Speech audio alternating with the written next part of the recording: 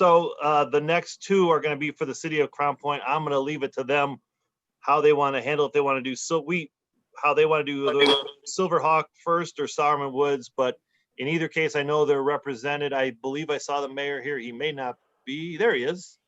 He's not referee. You're not refereeing a game, although I see you everywhere else refereeing games. So. Yeah. So hopefully we have to referee this meeting. So no, that's why we're separated by computers. So that's good. Handle it however you want to do it. You and Greg and whoever else you got with you. Well, if you have the whistle, Mayor, that would be hilarious. I'm not allowed to blow that in the house. There's certain rules I have with the house here. Man knows his limits. Yeah. Well, first of all, I just want to say we were on the meeting. You should have saw us from the get-go. We didn't have to be told to stay in the meeting the whole time. So hopefully that means more money for Crown Point. We did it voluntarily. So, but Director Repay, thank you for allowing us to have this.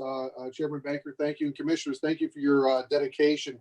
You guys probably have one of the most difficult jobs that are out there because nobody really ever comes to you with projects that were already in good working shape. And, you're here to always hear the stories about how water can be devastating to anybody across the board, whether it's through infrastructure, residents and business owners. And we're here tonight for that same reason. And we've got Structure Point with us as well. I know Brian Hood is with us and he's going to be talking and showing some different things. And we're going to really dive into one of our projects here that we've been working on for a while now. And we brought it to the director's attention, and we thank the subcommittee for hearing us last month and then hearing it tonight in the full commission meeting. This is a project that really is going to impact Crown Point in a way where you can see by that visual there, the homes that are around here and what we're going to be talking about here tonight. Crown Point is on the bottom end of the Lake Michigan watershed. And to put that in perspective, it'd be like going to on the Borman Expressway when it's already full and it's already gridlocked, and we're now just coming on to the highway and expecting to get right through. That's not going to be the case at all. When we have a large regional rain, our water has to drain to that northeast through the little all the way up to the Basin, all the way back to Lake Michigan, and it's difficult sometimes. So this project here, we'll talk about how to partner with the regional project by keeping our water in Crown Point a little bit longer so all those other communities can drain in the right laterals, and we can then exit our water with not going through basements and roads and things that will do damage to property values and just quality of life type things. And I know that, I don't know if Brian, if you want to dive in a little bit here about what this project would look like, but we've had flooding issues in this neighborhood ever since it's been built. There's a large landmass that was dedicated to the city of Crown Point back in the early 60s, and it was Sauerman's Woods. And if you know anybody else who was a developer, if it was prime real estate, there'd be homes on this. So this is a low-lying area that attracts water. It drains from that residential neighborhood there, and over time, as Crown Point is developed, as the region is developed, that water can't escape and get out fast enough, and it does its damage to our homes in that community. So we're proposing tonight to take a sacred piece of green space and transform that into one for us as elected officials and people who look at stormwater management as a infrastructure improvement project, but for the naked eye of the community itself, besides having drier basements and improved property values, and an amenity that will also appreciate that water can still be your friend and not be your enemy all the time. And so, Brian, you want to take it over from here and kind of show what the project looks like, and then we can dive into some questions. Sure. Mayor, I think we're done. That was beautiful. No, that was good. Also acknowledge, I have Chris Murphy also with us and John Kenny from Structure Point as well. They'll be in there in the end, maybe address some questions as well, because they've been very involved with this area. But thank you, Mayor, for giving that snapshot. So a lot of this up front, then we can move somewhat quickly. Just so to reiterate, get everybody oriented on this, north is to the right on this. We see State Road 231 down along through here, and then the large sports complex, which I'm sure many of you are aware where that's located at. So like Mayor said, we have a 48-acre lot here, of 38 acres of which are forested. And we have 10 acres of various amenities here on the north side. So you know, over the years, we have seen there's been over 50 homes throughout Briar Estates and subdivision, along with many of the roads that are continuing to flood during any type of a large rain event. And then additionally, down here along 231, where it meets up with 113, we have a lot of water that migrates down to this location. I'll go over that here shortly, overflowing the top of the road, resulting in, you know, a dangerous situation where the road has to be closed down, traffic has to be detoured, and nothing's worse when you're detouring a state road through residential areas. So we'll be getting that a little bit more. So what I'm going to do, I'm going to take this area. So as you see pulling up, and what we're going to do is we took our proposed project and overlaid it onto the aerial of what you just saw. And it just takes a minute here. So once it slows down. And so I'm gonna kind of step you through the process of what exactly is going on out there. So we talked about a lot of the water affecting these people. Right now, there's a storm sewer throughout the addition up there. All the storm sewer is collected.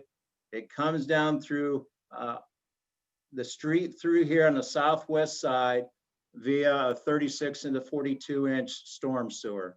This storm sewer discharges into a ditch along here on the south, which migrates through the woods and the wetlands into a pond here in the woods.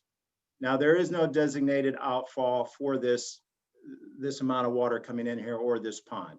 This is a lot of this area here is wetlands. The water mitigates this until it builds up high enough where the water overflows the banks. And you can't see it's kind of faded down here, but what happens is when you're out there driving it, you can see the ruts cut through the property of where the water's flowing. It's just eroding it all away. And some of this gray area here is where a lot of this water sits. There's a ditch along here. And the only thing draining it is a small culvert that crosses under 231. Well, as a result of heavy rain events, this water just builds up and starts overflowing this road, which results in having to close this down. Now, what we are proposing is to mitigate this, is incorporating a detention pond. Actually, we'll call it a retention pond, because what we're proposing is a pond that's going to hold water all the time. And then we use the additional area for storage. Now, Little Cal actually paid for a study that we did 2 or 3 years ago. We looked at many alternatives and options.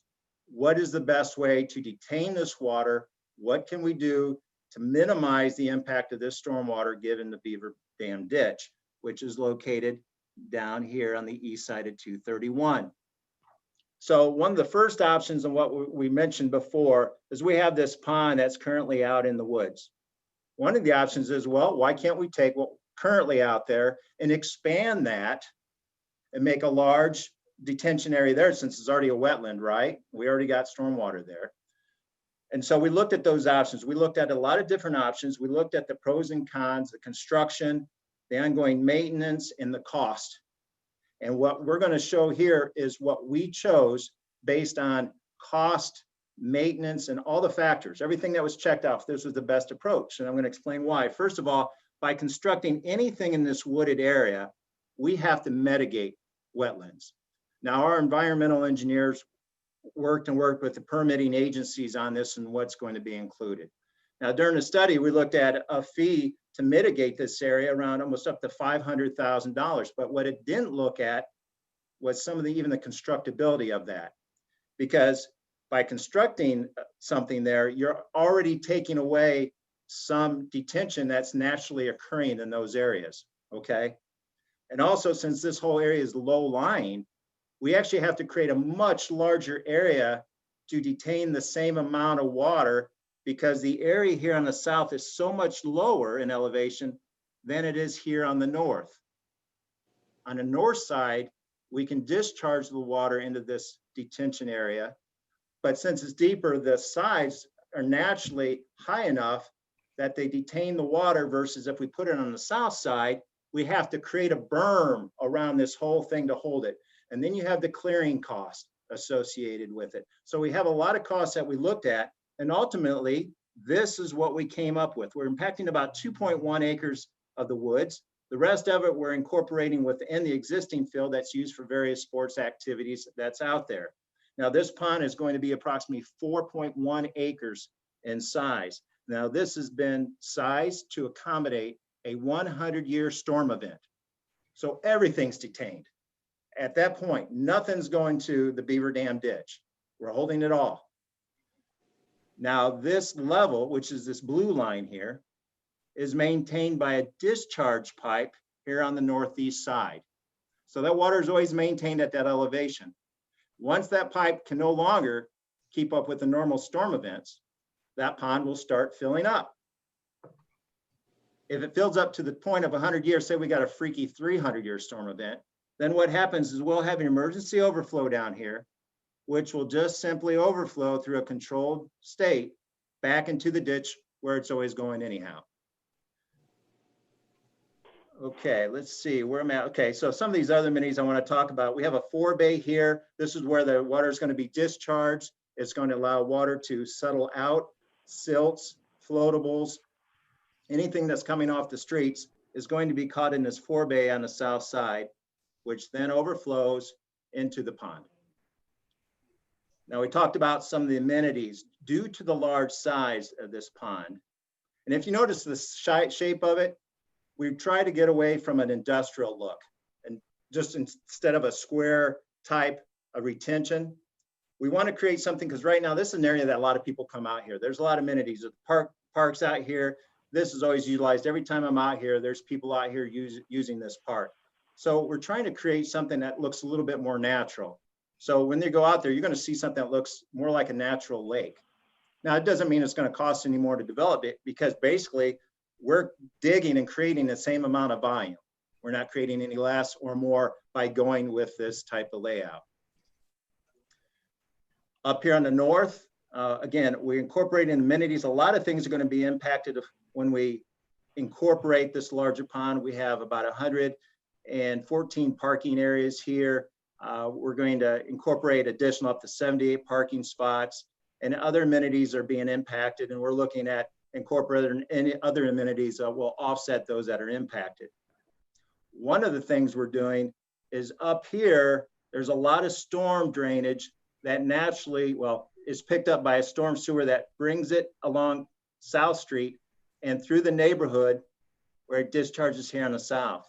What we're going to do with our project is incorporate a new storm sewer up here to bring it directly into the pond instead of taking it through the neighborhood, so we can open up some of the capacity. All right. I have a question. How much of the street runoff is being impacted by what you're proposing here?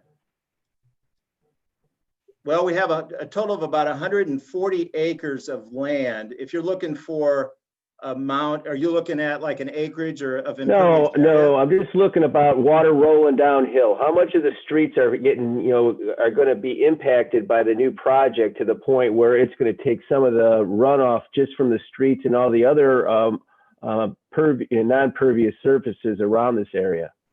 So what we're doing, since we have a lot of flooding up in this area, again, by intercepting a lot of storm water that's being introduced to the north side, we're going to take that water out directly into the pond. So we're going to alleviate a lot of the capacity issues that are currently going through the whole neighborhood. Also, by creating this forebay, we're excavating, we're going to allow this water through the 42-inch and the 36-inch to have a free discharge instead of a submerged discharge. Because when this area fills up, this pipe is now underwater, so that the storm drainage within the streets and the inlets can no longer flow as freely, right, versus being in a submerged condition, if you can follow me on that. Absolutely. Then I want to go into, so we're quickly talking about the different improvements here. And then we're going to go in a little bit more and just kind of reiterate the benefits. But this one is more of a color photo to kind of give you an idea of really the end goal of what's trying to be achieved here. Again, it doesn't really work shifting it into the woods. We're creating something here that's benefiting the beaver dam and ultimately the Little Cal, because of all the communities it's going to help. A lot of times we do these projects where we take stormwater, we do things with it, we bury it, pipe it. People don't see what's going on with the money. here, what we're trying to do is create something where we're taking the money, we're addressing a lot of issues. We're storing a 100-year flood event, and we're keeping it out here, but also we're just redoing, the community's already coming out here, but we're trying to present it in a way where the community can continue to come out here, really benefit to see where the money's going, but it's really creating something to show how the community is benefiting.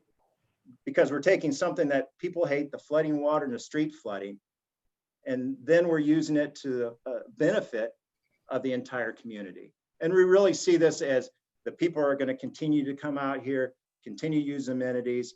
And this, to me, this is just going to be one of those little crown points in the community that people are really going to like to see to come out and visit this. That's all I have. I know I kind of went through that quickly, but I'd like to just open it up to any questions or any comments. Chairman, this is Dave again from Crown Point. Can I just add to the fact, I know earlier you guys talked about economic development, economic impacts. When this project is complete, this is not going to be the end all that saves Crown Point on flooding issues. What it does, though, is it does improve the property values around us. And we all know that we're reliant on property tax caps and assessed valuation. This project here will have not only a direct impact, but a long impact with property values that the Crown Point will collect, whether it's through our city or through the county, based on those home values going up and rising.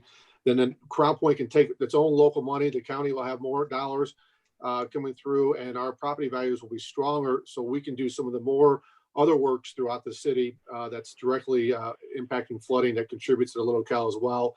So this one, not only does it have the direct impact of the homes around it, I don't want to get lost in the fact that this is a economic development and a quality of life project. You'll see everything from the above ground, and it does have a good feeling because this is a very much usable park with a lot of weddings, a lot of soccer things. And so we have to sell this back to the community why we're losing this much green space.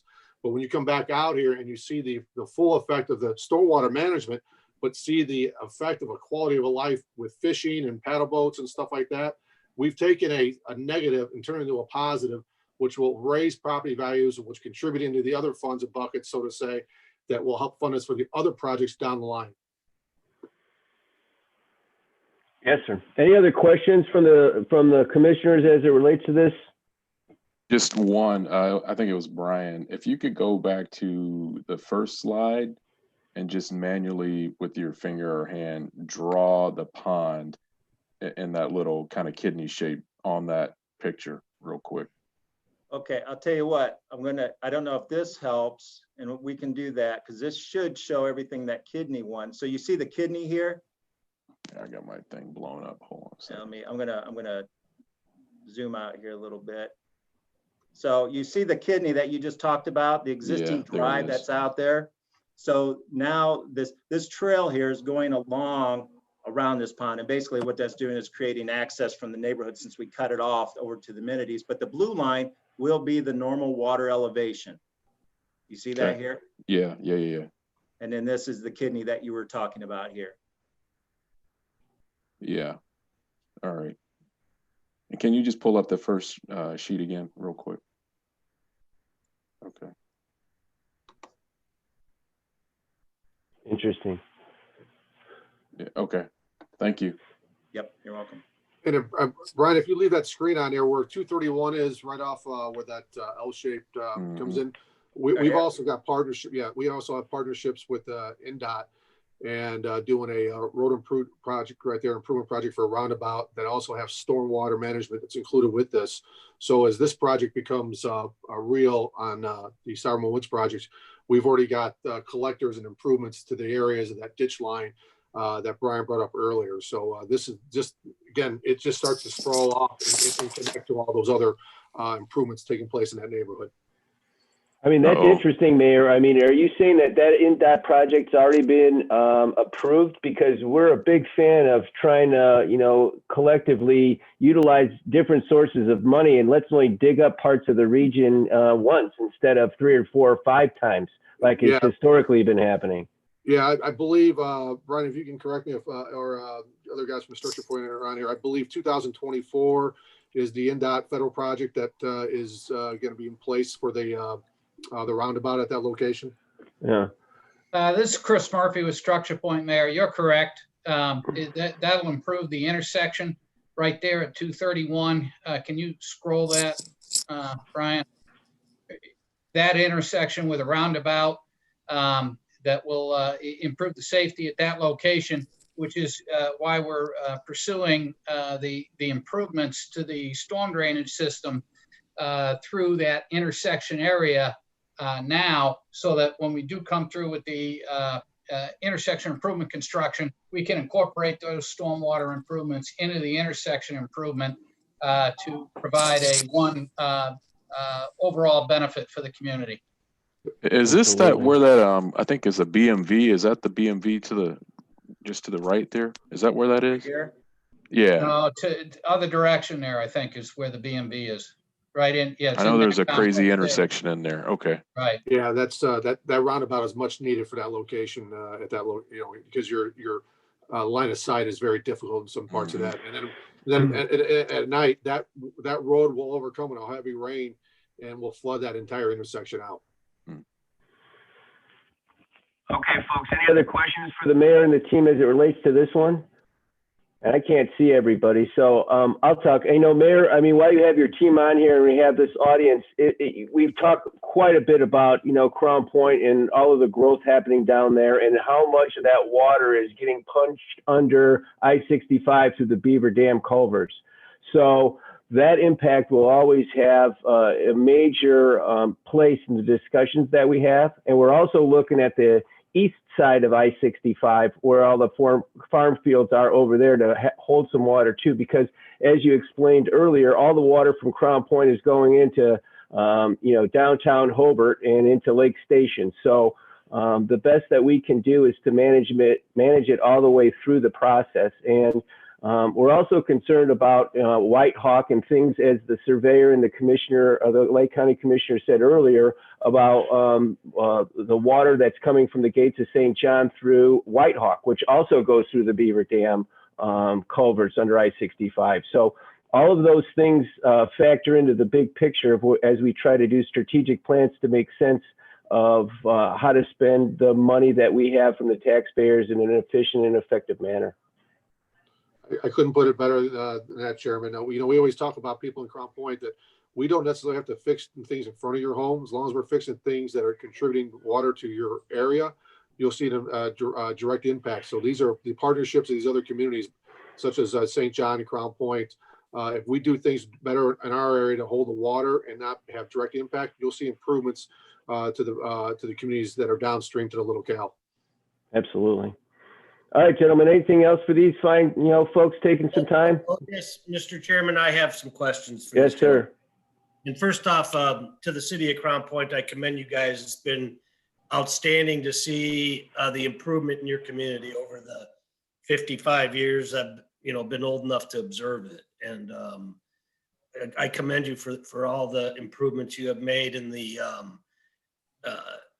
unity that you provided to the community.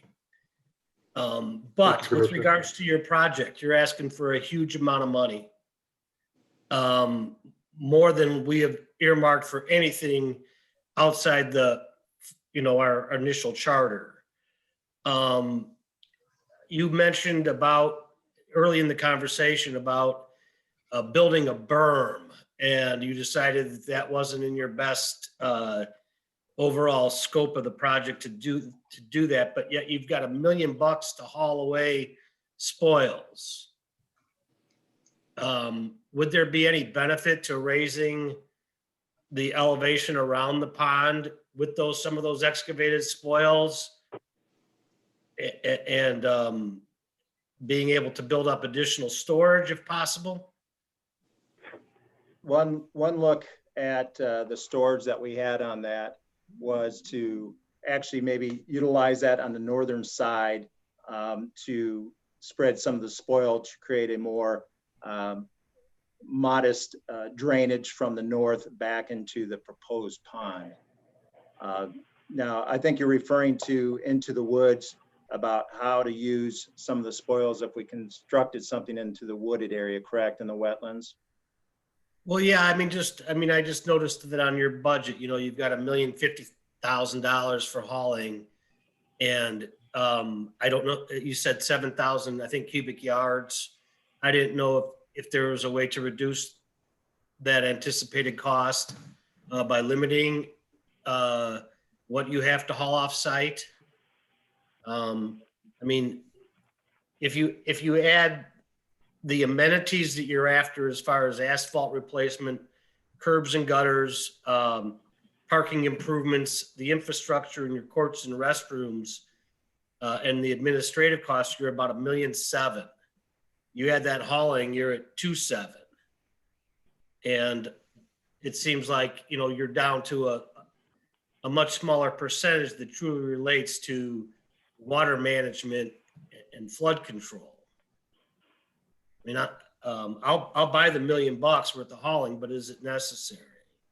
Well, we got to get some kind of excavation done. And one thing, you know, I didn't get into some of the more details, you know, like the groundwater table and things where we need to be with elevations. Now, our goal is right now, currently, we're around that 60% design in this. Our goal is to utilize as much of the excavated material on site in a way that makes sense. At this point, with that cost, that could easily come in at that price. And we are going to mitigate and do as much possible to utilize that. And especially if there's some place right here in town that we can use that spoil. Sometimes there's even construction going on where they need to bring in different fill material. This is an opportunity, perhaps this site could do that. At this stage though, we just don't have, I can't sit here and say, yes, 100%, we can utilize all the spoil somehow on the site and maybe some adjacent areas. We're basing these prices on excavating, using a certain percentage on site, and then planning that a lot of this material can be put somewhere in a close vicinity. And that's how the price came up. So we're always looking to, and even as we get into this in construction, and sometimes even the contractors, they'll come back and they'll have an idea maybe where that spoil can be used and come up with other ideas as well. But it is a big cost, but you're looking at 5 acres at 8 to 9 feet deep. That is a lot of excavation. It is, and it is a big cost. Yes. Brian, this is Chris Murphy. Is the whole system you have proposed here runs by gravity, correct? It does, yes. Okay. And if we tried to build up around the pond to potentially hold more storage with some of the spoils taken from the pond, do we get to a point where it doesn't work by gravity anymore because we can't store water higher than what the gravity flow elevation is? Well, yeah, in a way, because what you're trying to do, we're trying to create, and I'll go back to a photo here. Let's go back here to this one. Let's take just a second to load. But what we're trying to do is the adjacent areas, you know, the neighborhood backs up to the west. We got areas to the north. We want to be able to create something that drains naturally to the pond. Now, can we create berms higher around the pond? Yes. But then on the backside, you're going to have it coming back down. And as soon as this loads, I know this is a somewhat large file.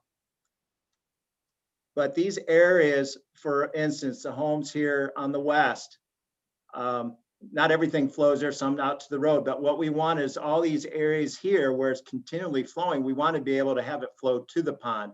If we build this berm up even higher, all the way around, can we do that? Yes. Where the trail would actually be elevated. But then you have to start thinking what goes on outside of this. You know, do we then have a slope back down to the driveway here, or can we build this area up even higher? We've already looked at all that. Well, you got to be real careful because all the residential areas around there, if we start playing with the grades too much, we'll create problems elsewhere. And I know I've been in a lot of communities where, you know, you hear these stories like, hey, we didn't have a drainage problem before, and now you do your project and now we have other drainage issues. And so we've already looked at this very carefully. A lot of modeling was done in this, and this works very good. And we will continue to look at ways, because I know the excavation of hauling is a large cost. Well, that's the nature of the beast in here, but we will do everything that we can to keep those costs minimal as we can. Yeah, I appreciate you guys taking the time to answer my question. I do appreciate absolutely the costs associated with using any type of non-gravity system to maintain an elevation of water. The cost just to build the pump stations we're well aware of. One last thing I would ask you to do though, please review your application.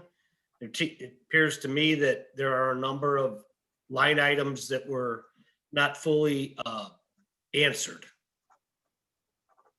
You definitely have an impact to a whole bunch of things where there's nothing even filled out. So I would appreciate taking the time to complete that, and we'll and I thank you for your time and excellent presentation. Okay, thank you.